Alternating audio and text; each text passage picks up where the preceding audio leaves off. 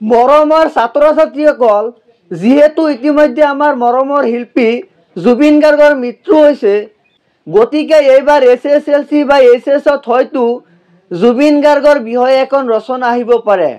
ৰচনা বিভিন্ন ধৰণৰ আহিব পাৰে, তাৰে দুটা ধৰণৰ দিছোঁ। তোমাৰ প্ৰিয় সংগীত শিল্পী অথবা অসমৰ এজন মহান ব্যক্তি বা ডাইৰেক্ট জুবিন গাৰ্গ দিব পাৰে। সেয়েহে জুবিন গাৰ্গৰ বিষয়ে জনা প্ৰয়োজন। এতিয়া জুবিন গাৰ্গৰ বিষয়ে এখন ৰচনা লৈ আহিছোঁ।